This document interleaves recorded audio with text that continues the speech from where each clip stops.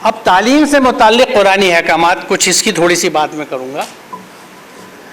اب یہ آل عمران کی 190 سے 91 دو آیتیں بڑی اہم ہیں، کیونکہ یہ دو آیتیں جو ہیں یقیناً آسمان و زمین کی پیدائش / مخلوق میں اور رات دن کے پھیر میں عقل مندیوں کے لیے آیات ہیں. تو یہ آیت آل عمران 190 ہمیں یہ بتاتی ہے کہ کائنات کی تمام کریشنز کو اور پروسیسز کو، کیونکہ رات دن کا آنا جانا ایک نیچرل فینومینا ہے نا، ایک مثال دی گئی ہے. اس کا مطلب ہے all the creations in the universe and the phenomena in the universe are آیات آف اللہ. یعنی ایک آیت کی نئی چیز. مجھے نہیں پتا آپ کو کتنا ایکسائٹمنٹ ہو رہا ہے. میں نے جب پہلی دفعہ پڑھی تھی تو مجھے یہ سوال اٹھا تھا کہ آیت تو میں سمجھتا تھا جو قرآن میں لکھی ہوئی ہے، یہاں قرآن دوسری آیتیں بتا رہا ہے. یعنی ایک آیت وہ ہے جو قرآن میں لکھی ہوئی ہے، وہ اللہ کا قول ہے، that is the word of God, اور جو کائنات میں ہے that is the work of God. یہ قول ہے، وہ فعل ہے، اور دونوں میں ایگزیکٹ سملرٹیز ملے گی آپ کو اگر آپ اس رخ سے دیکھیں گے. تو کائنات کی ہر تخلیق کو اور پروسیس آف کریشن کو قرآن آیت بتا رہا ہے. لیکن کن کے لیے بتا رہا ہے؟ جو عقل مند ہیں. اور یہ عقل مند کیا کرتے ہیں؟ یہ کھڑے بیٹھے اور اپنی کروٹوں پر یعنی ہر حال میں اللہ کو یاد کرتے ہیں اور آسمان اور زمین کی پیدائش میں غور کرتے ہیں. یہ میں نے سرخ سے اس لیے لکھا ہے کہ آسمان اور زمین کی پیدائش، it means the creations of the havens and the earth and the plants and what ever is in between. In sub creations کو سمجھنے اور پڑھنے کے لیے تو ہمیں سائنسز کی ضرورت ہے. یعنی قرآن یہاں ہمیں حکم دے رہا ہے کائنات کی آیات اور کائنات کی پیدائش پہ غور و فکر کرنے کے لیے آپ کو تو سائنسز چاہیے نا. بتائیے آپ بنا سائنسز کے آپ کریشنز کے بارے میں جان سکتے ہیں کیا؟ تو یہ آیت کھلی دعوت دیتی ہے ہمیں سائنس پڑھنے کے لیے. ہمارے یہاں کیا حادثہ ہوا 1000 سال پہلے کہ تمام ان علوم کو دنیاوی علوم کیا کہ الگ ڈال دیا اور اپنی کچھ چیزیں دینی علوم کے نام سے ہم نے نکال لی درس نظامی کے تحت. یہ آیت کلیئرلی بتا رہی ہے اور میں آپ کو ابھی دکھاؤں گا آیت.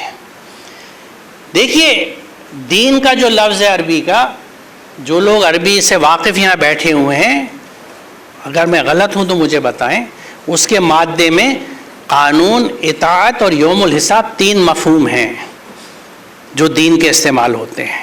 قانون، لا، اطاعت یعنی سبمیشن، اور یوم الجزا جو مالک یوم الدین ہم سورہ فاتحہ میں پڑھتے ہیں.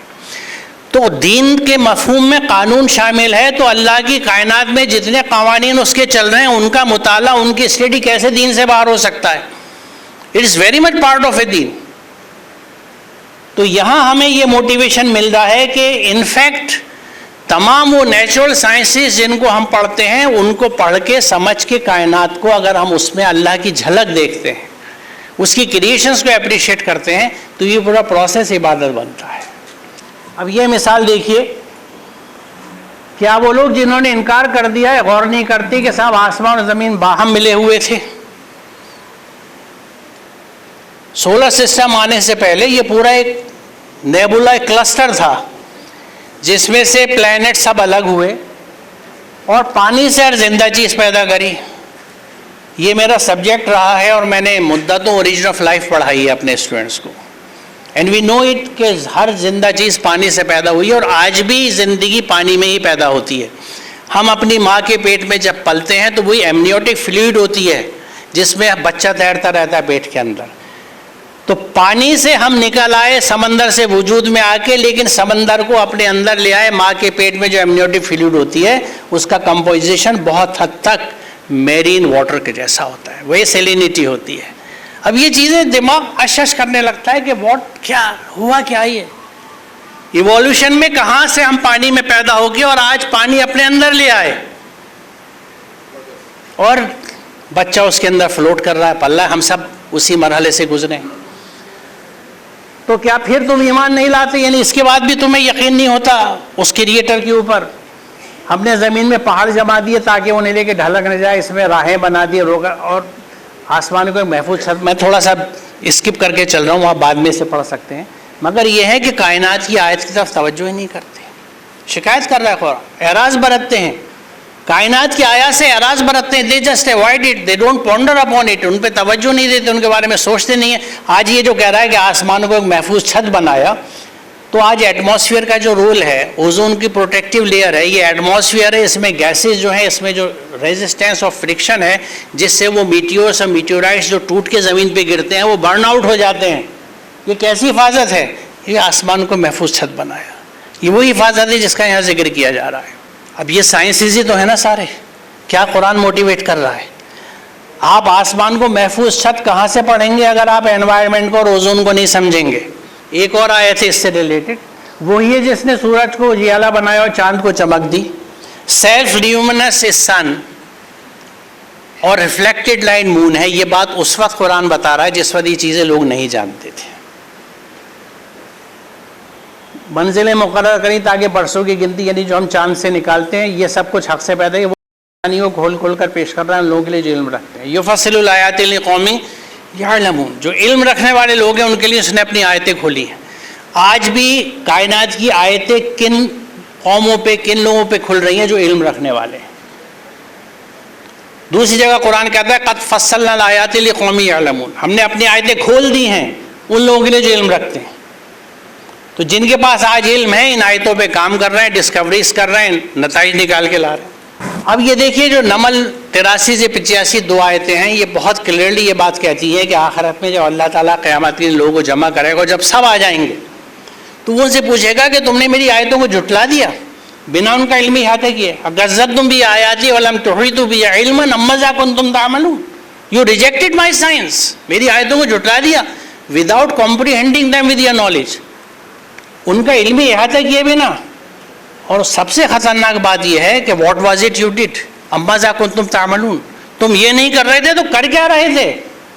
سی دی ٹون آف دی کمانڈ, تم یہ نہیں کر رہے تھے تو جیسے ٹیچر کہے گا نا تم نے پورا دن کل گزار دیا, یہ ہوم ورک کرا کے لائے ہو, what the hell you did, کیا کر رہے تھے کل؟ یہ تو سنتے ہیں نا, میں نے بھی سنا ہے, کبھی کبھی ایک تھپکی بھی کھائی ہے, آپ تو سنا ہے بین ہو گئی ہے, لیکن بڑے فائدے تھے اس کے, میں نے سمجھے ہیں اس کے فائدے. خیر, تو یہ آیت ہمیں یہ بتاتی ہے کہ یہ تو ہمارے اوپر مسٹ ہے. اللہ تعالیٰ آخرت میں پوچھے گا, اور کن لوگوں سے پوچھا جا رہا ہے؟ جنہوں نے آیتوں کو جھٹلایا. جو لوگ قرآن کی آیتوں کو جھٹلاتے تھے, کیونکہ جھٹلانے والی ہوں گے کہ جب قرآن یہ کہہ رہا ہے کہ میرے احکامات پہ عمل کرو, اور اس کے احکام میں شامل ہے کہ زمین آسمان کی پیدائش پہ غور و فکر کرو. اور بہت سی آیتیں قرآن میں ایسی ہیں, میں سب یہاں نہیں لا سکتا تھا, ابھی بھی ٹائم آپ کا کافی لے رہا ہوں میں, مجھے معلوم ہے کچھ تھک بھی رہے ہیں, بچے تھوڑے سے زیادہ تھک رہے ہیں بنسبت بچیوں کے, تھوڑے بور بھی ہو رہے ہیں, پریشان بھی ہیں, لیکن آئی ایم تھینک فل کہ کم سے کم بیٹھے ہوئے ہیں. پتہ نہیں ٹیچر کے خوف سے یا علامہ کے خوف سے, کیونکہ قرآن کی بات ہو رہی ہے, ہو سکتا ہے کہ ثواب مل رہا ہوگا, روحانی محفل ہے, کیونکہ اسی طرح ہمیں ثواب کی چیزیں سمجھائی گئی ہیں. اب دیکھیے برتاؤ سے متعلق قرآنی احکام, بیہیویئر, اور بیہیویئر میں پہلی چیز جو آج کی تاریخ کے حساب سے میں نے لی ہے وہ ہے ہمارا ارتھ ڈے, ہمارا بیہیویئر ٹورڈس آور پلانٹ, ہمارا برتاؤ اس زمین کے لیے, اس زمین کے ریسورسز کے لیے. اب کوئی یہ کہے گا بھائی اس کا قرآن سے کیا تعلق ہے؟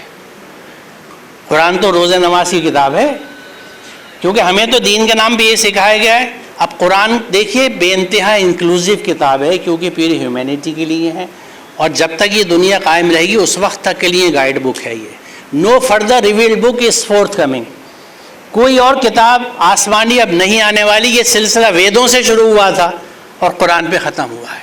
یہ پوری چین ہے, اس بیچ میں کتنی کتابیں تھیں نہیں پتہ. کچھ کتابوں کا ذکر قرآن نام سے کرتا ہے, کچھ کو اشارہ دیتا ہے, جیسے صحف الاولیٰ, صحف ابراہیم و موسیٰ, تورا کا نام ہے, بائبل کا نام ہے, قرآن کا تو پورا ذکر ہے. تو ہر قوم پہ ہر زمانے میں اللہ کی ہدایت اتری ہے, اور اس میں جو چیزیں تھیں وہ پلانٹ کے بارے میں بہت کچھ کہتی تھی. مثال طور پہ دیکھیے سورہ رحمان, والارض وذا للانام, اس نے زمین کو تیار کیا جانداروں کے لیے. یہ میں نے اوریجن آف لائف پڑھایا, مجھے معلوم ہے کہ جب ارتھ فارمیشن ہوئی, زمین بنی تو کیسی تھی. It was inhabitable for life, کسی طرح کی لائف زمین پہ نہیں ہو سکتی تھی. اتنی پوائزنس گیسز تھیں, ہیٹ تھی, آگ تھی, اور کیا کیا تھا. ملینس آف ایئرس میں زمین اس شکل میں آئی جس کے لیے اللہ تعالیٰ یہ کہتا ہے کہ ہم نے زمین کو انسان جانوروں کے لیے تیار کیا, تمام لائف فارمز کے لیے تیار کیا رہنے کے لیے. اور ریلیونٹ آیت کیا ہے؟ وہی ہے جس نے تم کو زمین کا خلیفہ بنایا، انسانوں کو کسٹوڈین بنایا گیا ہے، امانت دار بنایا گیا، وائس جیرنٹ بنایا گیا پورے پلانٹ کے لیے. We are custodians, we are successors of this plant. تو ہمارے ذمے دیا گیا ہے، تو ہم سے سوال نہیں ہوگا؟ یقیناً ہوگا کہ تم نے کیا کیا اس زمین پہ اور زمین پہ رہنے والوں کے لیے. اور اگلی بات بہت اہم ہے کہ تم میں سے کچھ کو درجے زیادہ دیے.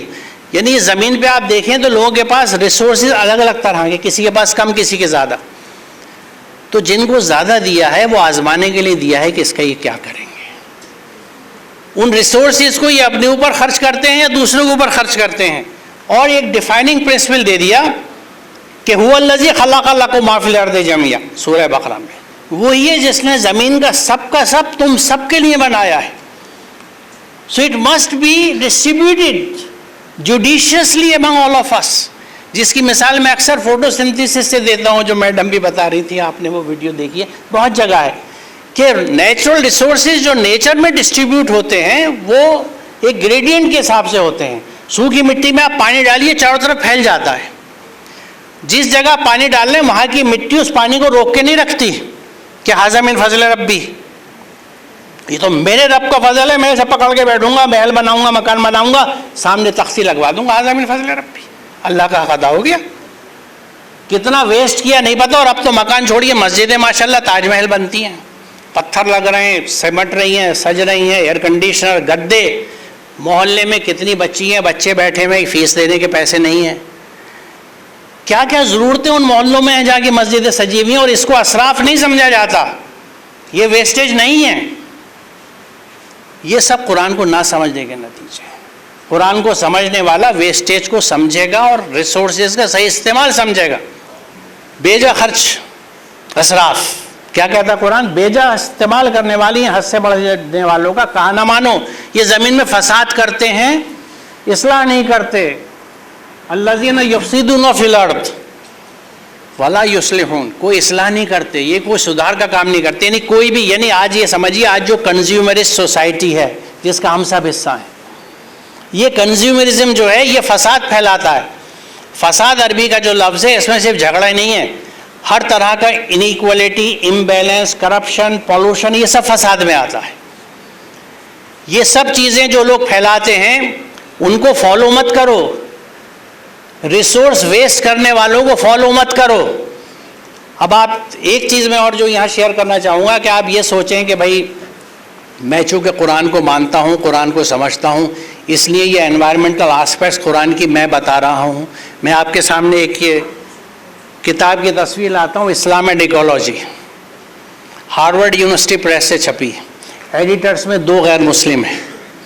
ڈیوینٹی اسکول جو ہے ہارورڈ کا، وہاں سے کتاب چھپی ہے، اسلام اینڈ ایکولوجی. انوائرمنٹ، اسلام انوائرمنٹ کے بارے میں کیا کہتا ہے.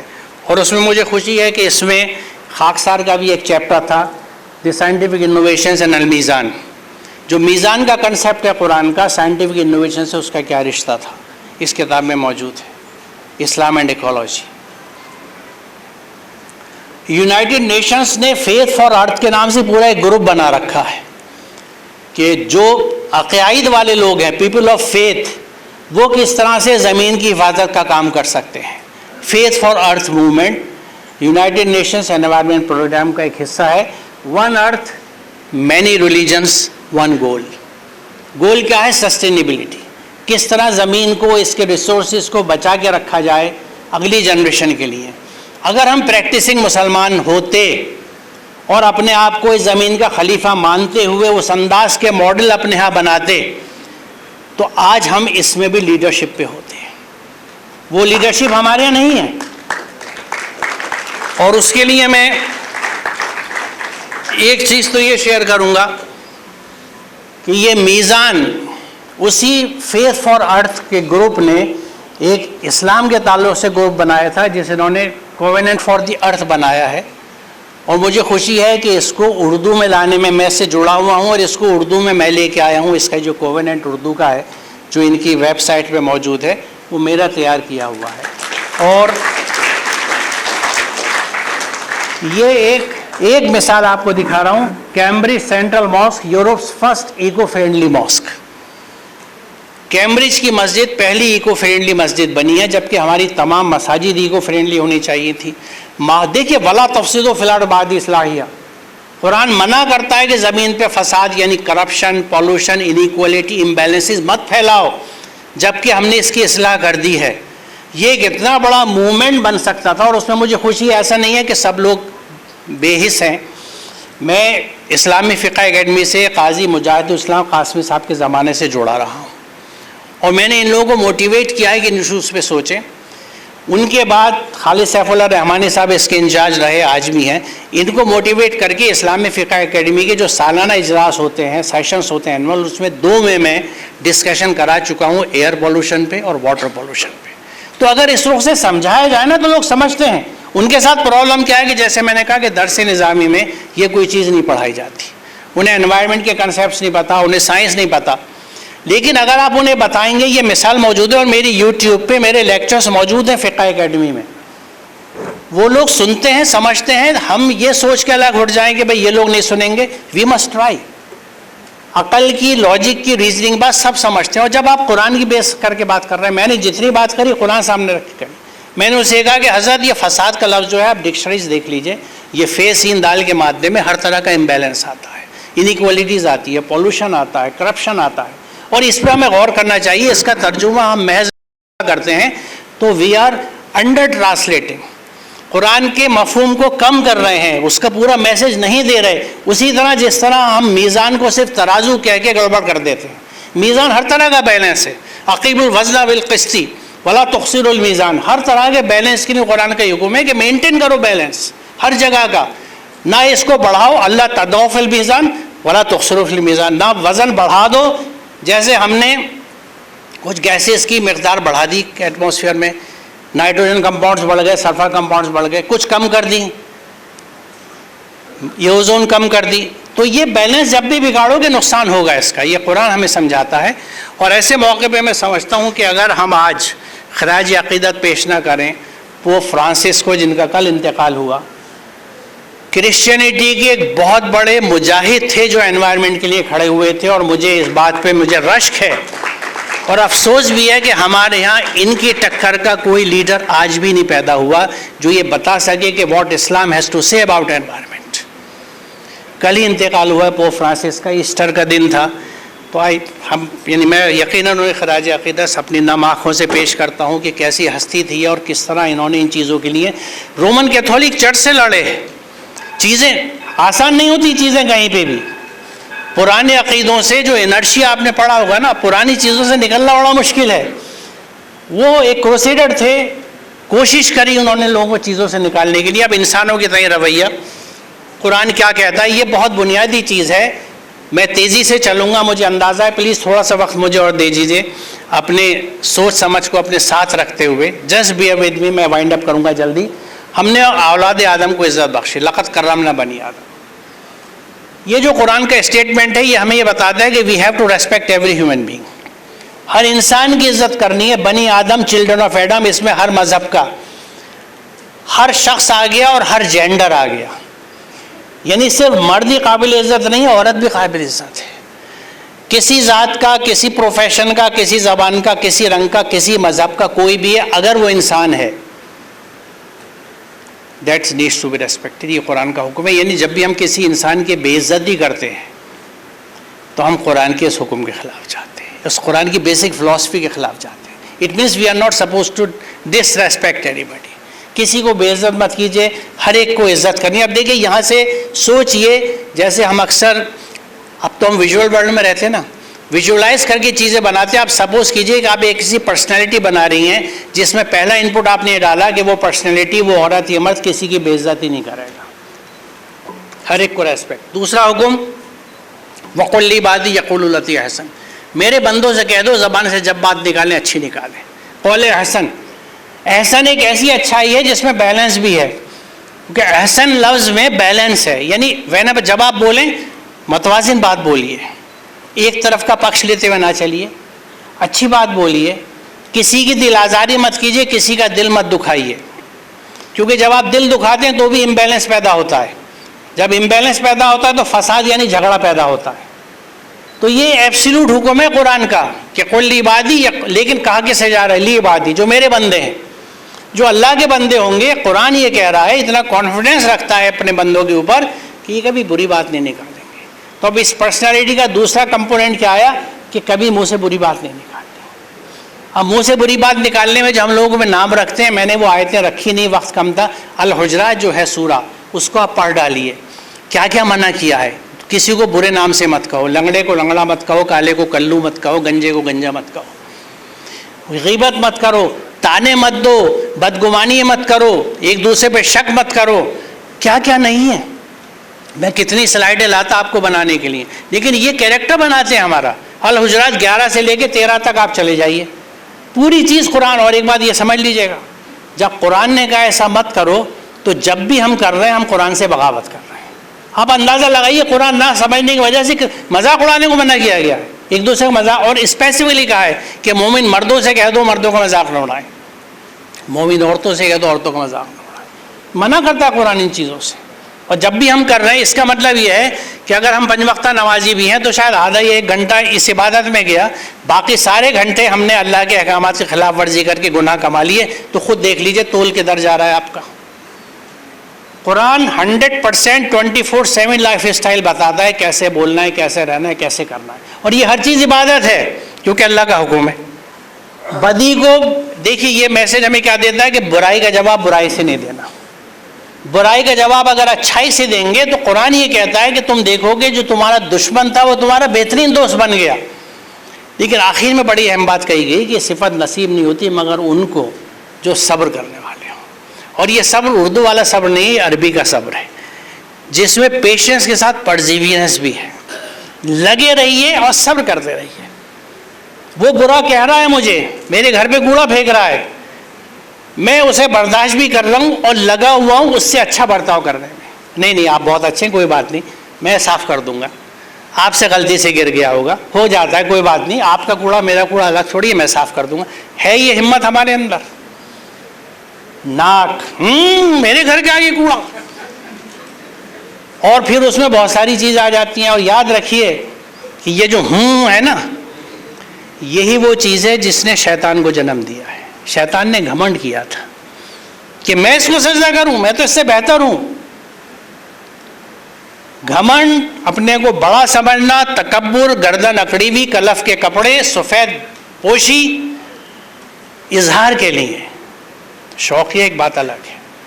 ایک اپنی پائٹی دکھانے کا جو انداز ہوتا ہے کہ ہم بڑے تقدس والے ہیں اس لیے ایسا ڈریس پہنتے ہیں، یہ سب شیطانی فعل ہے. اور جس گھر میں، جس دل میں ایمان ہوتا ہے وہاں شیطان نہیں رک سکتا. جس دل میں اللہ اکبر چلا گیا وہاں پھر شیطان کی جگہ نہیں ہوتی. تو اس کا مطلب ہے اندر پہنچا نہیں ہے کچھ. اور پہنچے گا کیسے جب سمجھے نہیں ہے. تو آج میں آپ کا سبجیکٹ جرمن لینگویج میں پڑھانے لگوں تو کیا اترے گا اندر؟ کچھ نہیں اترے گا. میں یہ جو لیکچر دے رہا ہوں عربی میں دینے لگتا کچھ سمجھ نہیں آتا، اور سمجھتے جمعے کے خطبے میں آ گیا ہوں، ختم ہو تو میں اٹھوں. وہی فیلنگ ہوتی. کچھ چیزیں پہچان لیتے، جیسے نحل 90 ہم پہچانتے ہیں. میں ابھی پڑھتا ہوں آپ کے سامنے، ان اللہ یامر بالعدل والاحسان وایتاء ذی القربی وینہی عن الفحشاء والمنکر یعظکم لعلکم تذکرون. کھڑے ہو جاؤ، خطبہ ختم ہے نا. یہ آخر میں پڑھی جاتی ہے. ہم اس طرح پہچانتے ہیں کہ خطبہ ختم.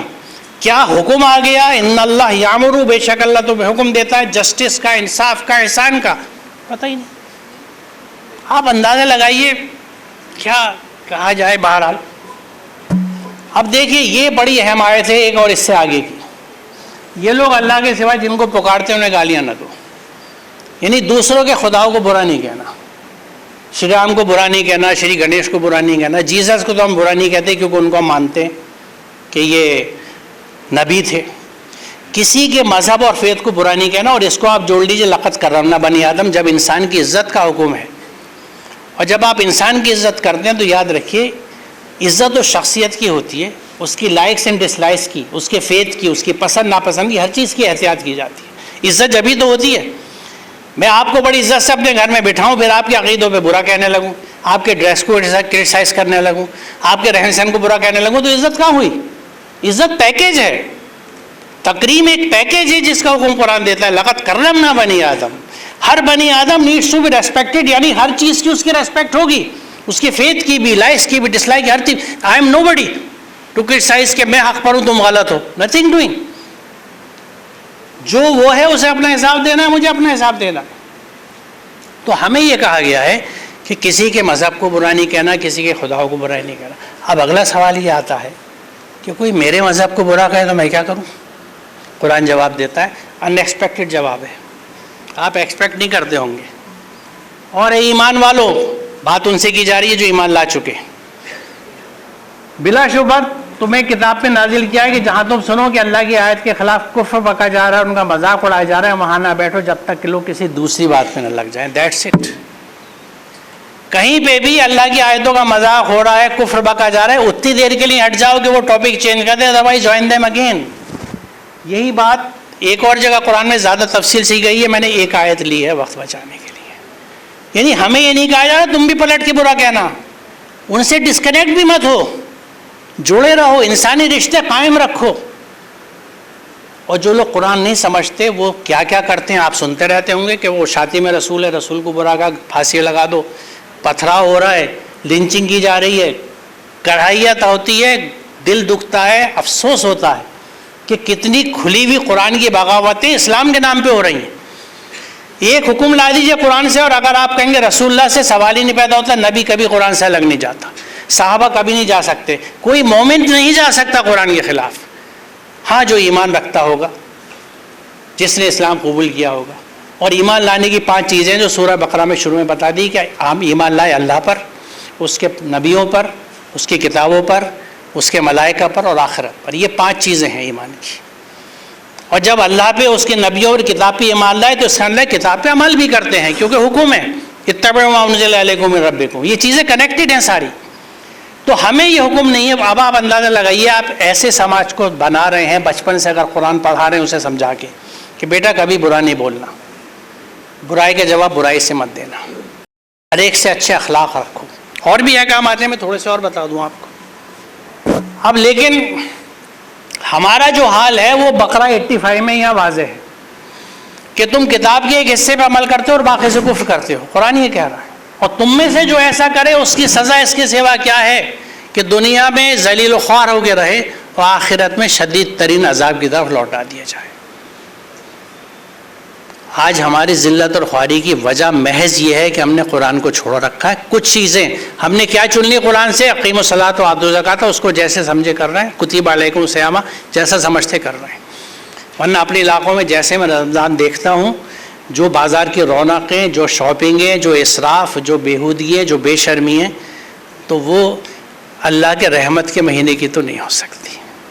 چھوٹی سی عقل رکھنے والا میرے جیسا بھی اس بات کو سمجھ سکتا ہے کہ یہاں کہیں پہ بھی تقدس یا پائٹی تو نظر نہیں آتی، یہاں تقویٰ تو نظر نہیں آتا. ایسی بہت سی چیزیں ہیں. لازمی کیا ہے کہ پورے قرآن کو سمجھنا ہے. یقین جانو جن لوگوں نے ہماری آیت کو جھٹلایا، ان کے مقابلے میں سرکشی نے بغاوت کی، ان کے لیے آسمان کے دروازے ہرگز نہ کھولے جائیں گے. ان کا جنت میں جانا اتنا ہی ناممکن ہے جتنا سوئی کے ناگے سے اونٹ کا گزارنا. پتہ نہیں آپ میں سے کتنے بچے اور بچیاں سوئی کے ناکے کو جانتے ہوں گے. دھاگا جب سوئی میں ڈالا جاتا ہے، کیونکہ یہ چیزیں ختم ہوتی چلی جا رہی ہیں. اور جب تھی بھی تو لڑکے تھوڑی سوئی میں دھاگا ڈالتے تھے. ہمارے شہزادوں کا کام کبھی نہیں تھا، تو بچی گھر کی کرتی تھی. میں اس لیے جانتا ہوں کیونکہ میری ماں ایک ڈیفرنٹ ماں تھی.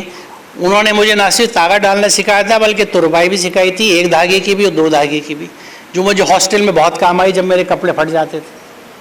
تو ٹریننگ ہوتی ہے. ماں سمجھدار ہوگی تو وہ یہ فرق نہیں کرے گی، وہ بیٹے سے کچن میں کام بھی کرائے گی اور بیٹے سے باہر سے سودا بھی منگائے گی، کیونکہ شخصیت متوازن بننی چاہیے. یہ جینڈر کی ڈفرینسز ہماری کریٹڈ ہیں، قرآن میں نہیں ہے. قرآن پورے دیکھیں، جب قرآن یہ کہتا ہے کہ اقیموا الصلاۃ وآتوا الزکاۃ، تو یہ صرف رجالوں کو حکم ہے کیا؟ نساء کے لیے نہیں ہے، سب کے لیے ہے. تو عورتوں کی اقیموا الصلاۃ کا کہاں پہ انتظام رہا؟ اور کیا ہم نے اس کو اتنا امپاور کر دیا کہ وہ اس لائق ہو سکے کہ پبلک چیریٹی میں لوگوں کے ڈیولپمنٹ کے لیے پیسے خرچ کرے؟ تو اقیموا الزکاۃ، آتوا الزکاۃ کہاں سے ہوگا؟ قرآن مردانہ بن گیا، سارے حکم مردوں کے لیے ہو گئے. یہ مین میڈ ہے، قرآن نہیں ہے. قرآن ہر انسان کو انسان کے طور پہ ایڈریس کرتا ہے، جینڈر کا فرق نہیں ہے. تو بہرحال یہ بات میں نے اس لیے بتائی کہ ذہن میں رکھیے گا کہ آیتوں سے سرکشی کرنا، جھٹلانا، لاکھ آپ گارنٹی رکھیں، کتنے ہی آپ حرکتیں کچھ اپنی کر لیں، لیکن بخشش نہیں ہے آخرت میں۔ اور اس سلسلے میں میری ایک یوٹیوب چینل ہے محمد اسلم پرویز کے نام سے، یہ PARVIZ اسپیلنگ الگ ہے، اور اس میں آپ پلے لسٹ دیکھیے، یہ میں نے پلے لسٹ کھول رکھی ہے، میسیجز، بیکٹیریا، اس میں آخر میں سمپلی قرآن، یہ پلے لسٹ میں ملے گا، اور سمپلی قرآن آپ کھولیں تو اس میں جیسا میڈم بتا رہی تھی یہ 325 ویڈیوز ہیں، اور اس میں جو اسٹیٹسٹکس آپ نے بتائی اس میں ایک چیز اور اضافہ کر دوں، مجھے خوشی ہے، اللہ کا شکر ادا کرتا ہوں کہ ویورشپ اس کی ابھی 15 لاکھ سے بھی اوپر ہے، یعنی جو ہٹس ہیں جتنے لوگوں نے دیکھا ہے۔ اور اس میں سمپلی قرآن میں اس کا ہم نے نام رکھا ہے اے سائنٹیفک ڈسکورس آن قرآن، قرآن کا علمی احاطہ، سورہ نمل کی 83 سے 85 کی روشنی میں۔ اور میں نے اس کا جو سیشن 1 ہے اس میں انٹروڈکشن میں یہی بات کہی ہے کہ میں اپنا کنٹریبیوشن دے رہا ہوں، یعنی اس اندھیرے میں اپنے حصے کا چراغ جلا رہا ہوں کہ میرے رب کا یہ حکم ہے کہ میری آیتوں کو بنا علم کے مت جھٹلانا، تو میں علمی احاطہ جتنا خود سمجھتا ہوں قرآن کا کر رہا ہوں۔ اور یہ اب ہم فاتحہ سے چل کے اس وقت سورہ مائدہ پہ ہیں، ہم 4 سال ہونے کو آ رہے ہیں۔ اس کی وجہ یہ ہے کہ دیکھیے میں آپ سے پھر یہ عرض کروں کہ میں نے سوات 29 آپ کو دکھائی تھی، جس میں قرآن یہ کہتا ہے ہر ایک سے، ہر قاری سے کہ تم قرآن پہ غور کرو۔ تو قرآن کا اسٹائل بڑا الگ ہے، قرآن کسی کو ذمہ داری نہیں دے رہا کہ تم قرآن سمجھ لو اور انہیں سمجھا دو، ہر ریڈر کو، اور مسلمان سے نہیں کہہ رہا، anybody who picks up the Quran and reads it, کہ تم اس کو سمجھو، غور کرو، ٹھیک لگے پریکٹس کرو، ادروائز شیلف اٹ، رکھ دو شیلف میں، واپس جاؤ، گزارو اپنی زندگی، آنا تمہیں میرے پاس ہے، حساب میں لوں گا۔ کیا تم کرتے تھے اللہ جان رہا ہے، وہ کہتا ہے کہ میں جانتا ہوں تم کیا کرتے تھے۔